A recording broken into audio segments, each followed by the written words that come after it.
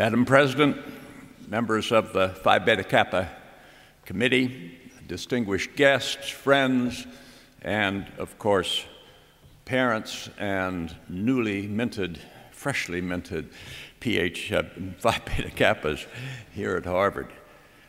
I'm very grateful for the chance to speak today. I think it's a sort of reward because I've come to this occasion on 21 separate times without ever being allowed to utter a single word.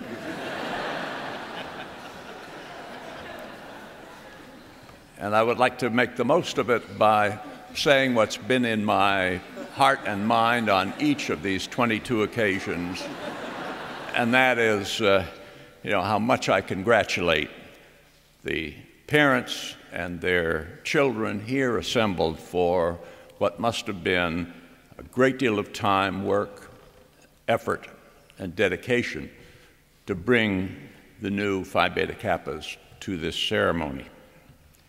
Of course, the ceremony itself is a pale imitation of what it was in the past, in the 19th century, perhaps its glory days.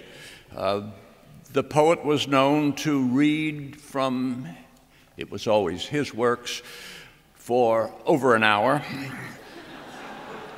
The most celebrated, still the most celebrated speech given on this occasion by Ralph Waldo Emerson consumed well over an hour and a half.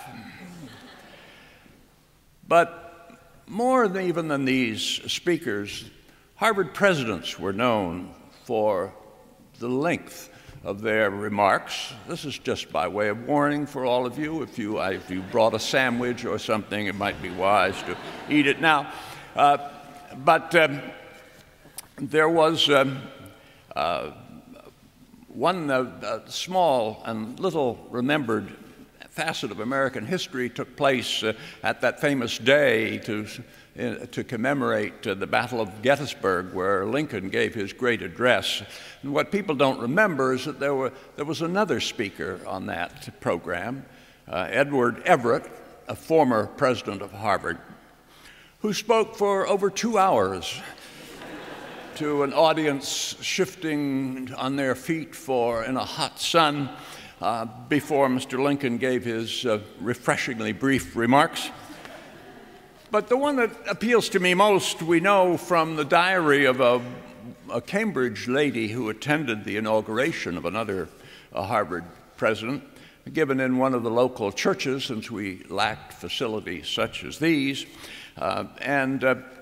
She recalls in her diary going to listen to the inauguration, and after the various oaths of office and other preparatory steps, the president himself came to deliver his inaugural address.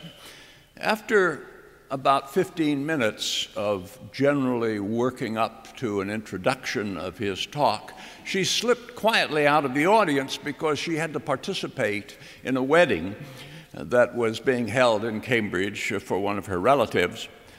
She walked to the wedding, participated in it, greeted all of the guests, undoubtedly had a sip of something to fortify her for what was yet to come, and returned to the church confident in the conviction that the president would still be speaking, which he was, just beginning to summarize the high points, the blinding insights that he had conveyed in the course of what must have been at least a 2-hour address. Well, I'm not going to speak that long, but if I'm going to come anywhere close, I better get down to it immediately. So my topic today is the price of democracy. The past 12 months have surely been a year of democratic ferment. From Egypt, Libya, and Syria, to Russia, Burma, and China, we have watched people of exceptional courage, students and shopkeepers, peasants and poets, teachers and tradespeople, rising up and literally risking and losing their lives for conditions that we in America take for granted: democracy, freedom, human rights, and the rule of law. In the West, we have also witnessed democratic ferment. on the streets of Athens, Rome, London, and Madrid, and echoed here by the tents that sprang up suddenly on Wall Street and Main Street across the United States. But the ferment in the West has been entirely different from what we have seen in North Africa, Asia, and the Middle East. It has not been a fight to achieve democracy, but a protest against the way in which democracy is working. The anger here and in Europe has been directed not against autocratic despots and repressive regimes, but against the behavior of democratically elected politicians. In the United States, the grievances are well known and shared by millions of citizens beside those protesting in our parks and public squares. Rank-and-file Americans condemn Washington for bailing out the rich and powerful while doing so much less for the poor and dispossessed. People are frustrated by a Congress mired in partisan gridlock while millions still remain without a job. They're upset with special interests that seem to get their way so often in Congress, and repelled by candidates who denigrate one another with negative ads of doubtful accuracy while offering little of any use to solve the nation's problems. These views are all familiar. Although the criticisms may have grown louder in the last year, they have been a prominent part of our political scene for several decades. The culprits are equally familiar.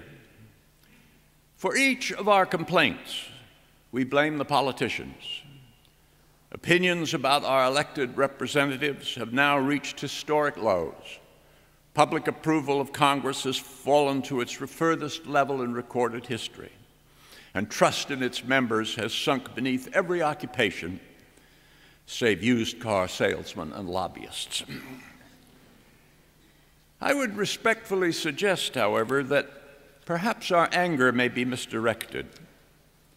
If we content ourselves with throwing the rascals out, as the angry voters of 2010 should have learned by now, we are likely to be only even more disgruntled 2 years later. So let me therefore offer a different explanation for our discontents with politics and politicians. Most Americans agree with the occupiers of Wall Street and Main Street that politicians do too little to help those who live below or close to the poverty line. And yet in the United States, unlike virtually every other well-established democracy, poor people vote at only half the rate of their more prosperous fellow citizens. In a representative democracy, why should we expect politicians to pay much attention to those who do not bother to vote? We grumble about gridlock and the failure of Congress to agree on ways to solve our problems, and yet a clear majority of Americans prior to the election of 2010 said that they preferred politicians who stuck to their positions without compromise. We deplore the polarization in Congress between liberals and conservatives. But a major cause of polarization is that so few people bother to vote in primary elections.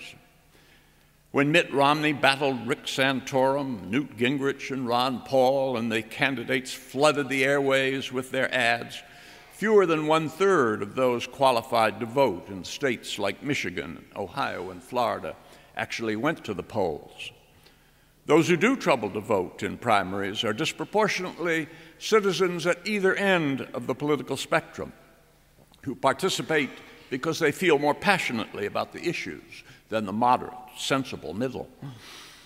It is little wonder, then, that well-organized minorities exert so much influence over politicians, and so many of the candidates who are nominated and eventually elected seem more extreme than the majority of Americans. And finally, we dislike all the negative campaigning and the primitive level of political discourse. But why is there so much negativity? Because it works. Political advisors who pore over election results and opinion polls soon discover that negative campaigning is the most effective way of driving down your opponent's popular support. And why the misleading, even inaccurate statements? Because so many voters are poorly informed After all, as late as 2011, almost a quarter of all Americans still thought that President Obama was a Muslim, and another 20% didn't feel they knew enough to venture an answer. And so the things we dislike about politics and government seem ultimately rooted in our own lack of interest and involvement in politics. This is not a new phenomenon. Tocqueville pointed out in the 1830s that Americans, and I quote, find it a tiresome inconvenience to exercise political rights, which distract them from industry.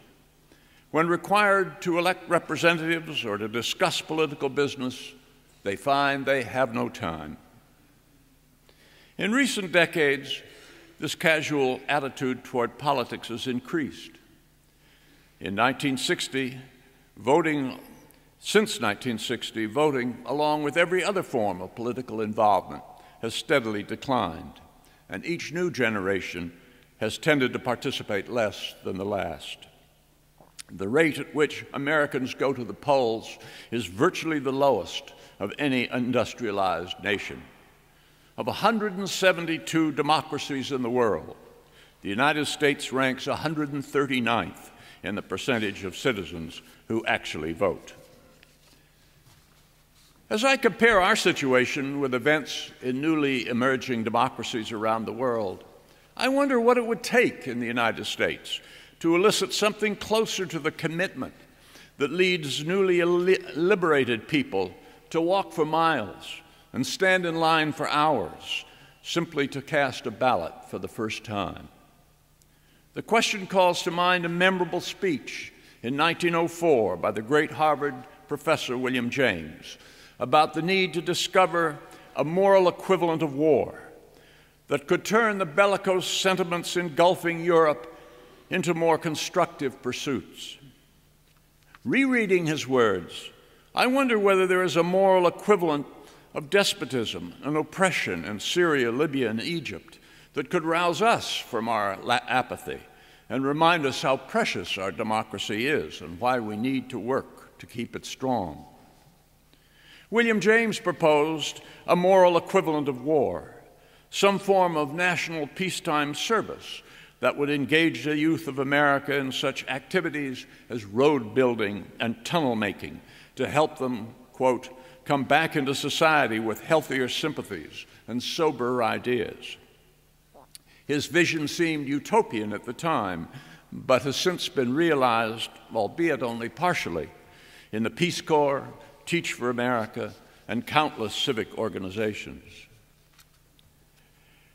But discovering a moral equivalent of despotism and oppression that can awaken us from our political lethargy is an even more daunting challenge. Volunteers consider community service worth doing, whether or not other people participate, because after all, they could at least do something to help the children they teach in New Orleans schools, or the poverty-stricken families that they serve in Haiti and Nigeria, even if their classmates choose to go immediately to graduate school or to Wall Street. But when it comes to voting and working for a better government, we can rarely accomplish anything unless many others join us in the effort. As Edward Banfield, another former Harvard professor, once said with brutal realism, if I go to vote, I have a far greater chance of being run over by a truck than I have of affecting the outcome of the election. Is there any way to overcome this feeling of impotence, this sense that nothing that one does individually can change the quality of our democracy? In the past, when voting rates were higher, the task of political mobilization and civic awareness was largely undertaken by unions and churches and civic groups. Today, however, all these organizations are in a weakened condition. Union membership as a percentage of the workforce is back to where it was in the 1920s, before the coming of the Great Depression and the New Deal. Church attendance is in decline. Most civic organizations, as our colleague Robert Putnam has reminded us, have lost membership. The other traditional source for developing a more active, informed citizenry is, of course, education. But schools, too, have become less involved. 50 years ago, it was common practice for students in our public schools to take as many as 3 courses in civics. Today, most students take only 1. Not surprisingly, their interest in politics has declined. Fewer than a quarter of young Americans claim to read a newspaper regularly, and only 1 in 10 gets news regularly from the internet. In a recent survey of 14 leading democracies, political interest in young people rose over the past few decades in 13 of the 14 nations. Only in the United States had interest declined. One might have thought that government officials would be concerned about these trends and urge our schools to renew their traditional efforts at civic education. Not so.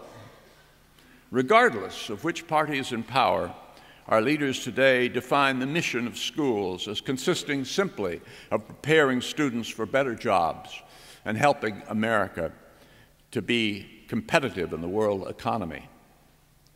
According to President Clinton, and I quote, "We measure every school by one high standard.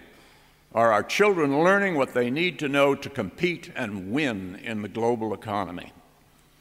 Or as George W. Bush declared in declaring the importance of his No Child Left Behind legislation, and I quote, "We need to make sure that our country is more competitive and that our children can take advantage of the best jobs our country has to offer by strengthening math and science education." State governments speak much the same, governors speak much the same language. Such statements offer a striking contrast with the words of Congress in enacting the Northwest Ordinance of 1787 that set aside tracts of land for public schools. Schools should forever be encouraged because knowledge is necessary to good government and to the happiness of mankind. Now that our teachers are being pressed to prepare their pupils for global competition, the only subjects that students must be tested on annually are skills that are deemed essential to the economy. Not surprisingly, 2/3 of our public schools now report that they have increased the class hours teaching those skills and reduced the time allotted to civic education. And as one would expect, the knowledge of high school seniors about how our government works has been declining. I'm sorry to say that colleges have hardly done any better. That is not just my personal opinion. To quote Carol Schneider, the president of the American Association of Colleges and Universities, quote, "After 5 years of active discussions on dozens of campuses, I have been persuaded that there is not just a neglect of, but a resistance to college-level study of democratic principles." To be sure, college students who want to prepare themselves to be engaged, enlightened citizens can find plenty of courses and extracurricular activities appropriate for the purpose. They can major in political science, or participate in student government, or join Republican and Democratic clubs. But these are only options. Students need not choose them, and most do not. Although one can hardly understand many important policy issues without knowing something about economics, fewer than half of American undergraduates take a single course in that subject. Barely a quarter take a course in American government and politics. Even smaller fractions have studied international relations or political philosophy. No wonder.